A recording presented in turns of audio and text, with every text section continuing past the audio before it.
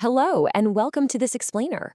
Today, we are focusing on something absolutely crucial and honestly incredibly powerful: simple steps to reverse metabolic disease. We're going to be drawing directly from the groundbreaking insights in Dr. Jason Fung's book, The Obesity Code.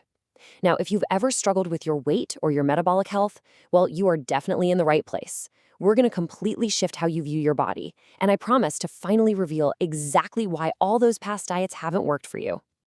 It's the million-dollar question, isn't it? Why have we never been able to lose weight permanently?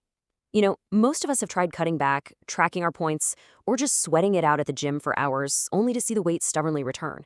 And I want to start right off the bat by validating that personal frustration. It is real, and it is completely justified. But here's the absolute most important thing you need to hear today. It is not a lack of willpower on your part. You haven't failed. Actually, the science we've all been relying on is what's fundamentally flawed. To shatter our first major misconception, just take a look at this fantastic quote from Dr. Fung. Diet is Batman, and exercise is Robin. Diet does 95% of the work. I mean, this universally accepted myth that you can just exercise your way out of obesity, it's completely false. Don't get me wrong, exercise is incredibly healthy. It's kind of like brushing your teeth. You should absolutely do it every day, but it is not the primary driver of weight loss. Diet deserves almost all of our attention here.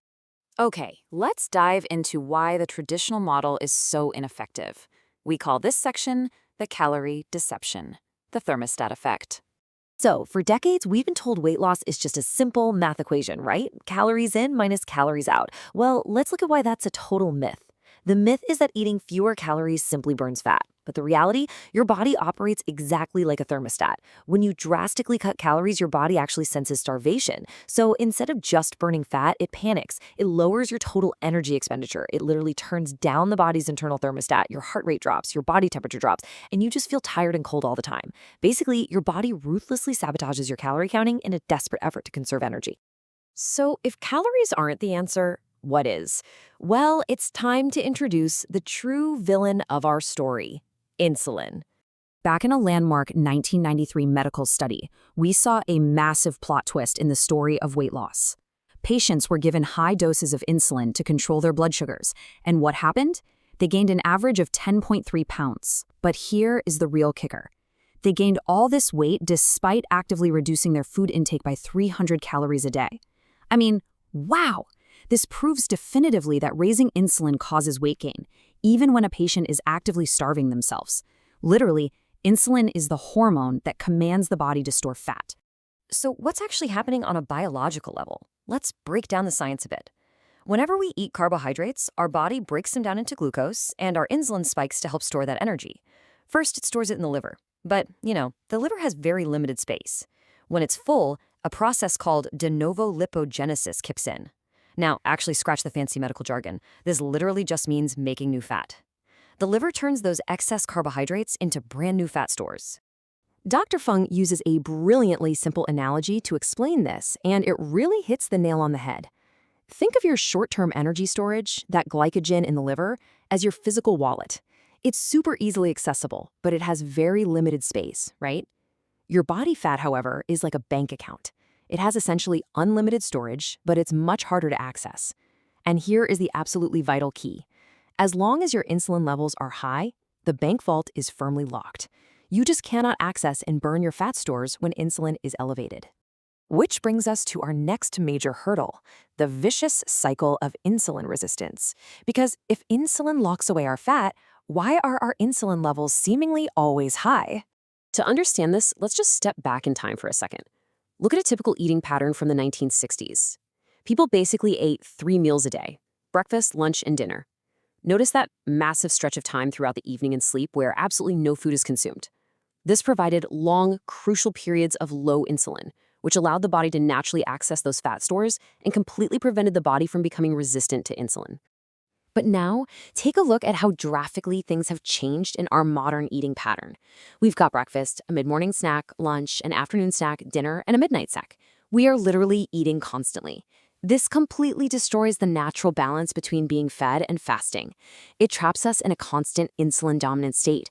And because our insulin is always high, our bodies develop a resistance to it, which forces the body to pump out even more insulin just to keep up. It's a total vicious cycle. This constant elevated insulin leads us to what's now called diabesity. This is the combined epidemic of obesity and type 2 diabetes. For way too long, we've treated these as two totally separate issues, but they share the exact same root cause, hyperinsulinemia, which is really just a fancy medical term for chronically high insulin levels. Recognizing that both are symptoms of the exact same underlying problem perfectly frames our solution, because if high insulin is the disease, then lowering insulin has to be the cure. And that leads us directly to the solutions. Let's get into step 1, what to eat. Dr. Fung outlines 5 essential rules to modify our diets so we avoid triggering those massive insulin spikes. Number 1, reduce added sugars. They're highly fattening. Number 2, reduce refined grains like your white bread and pasta. Number 3, moderate your protein intake because too much of it can actually stimulate insulin too. Number 4, increase natural fats, things like avocados and olive oil, because fat is the macronutrient least likely to spike your insulin. And finally, number 5, increase your consumption of fiber and vinegar.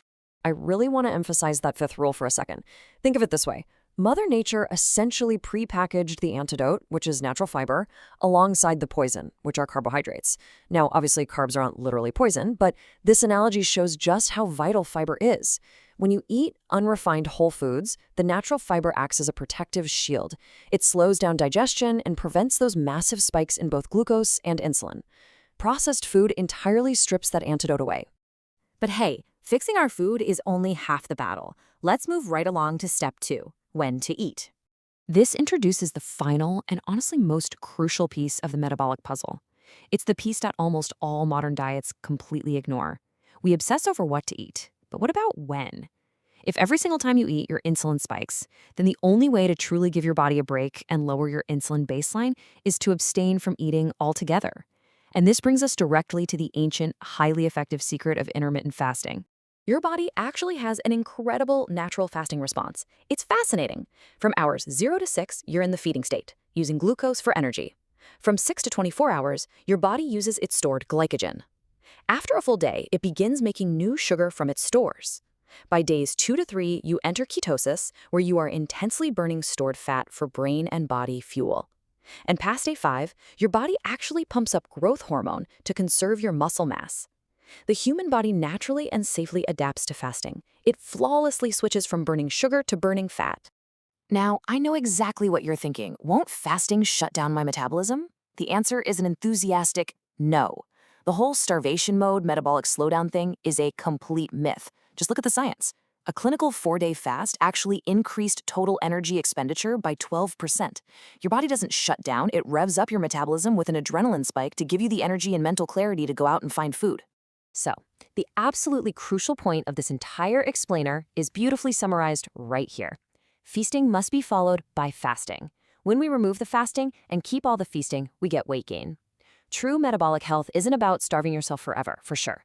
It requires the natural, biological balance of both enjoying food during times of feasting and abstaining from it to allow your hormones to fully reset. Which leaves us with one final, powerful question. Are you ready to reset your own thermostat?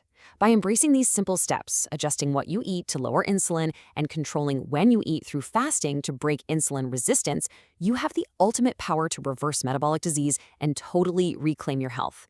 Thank you so much for joining me on this explainer, and I truly hope this knowledge empowers you on your journey.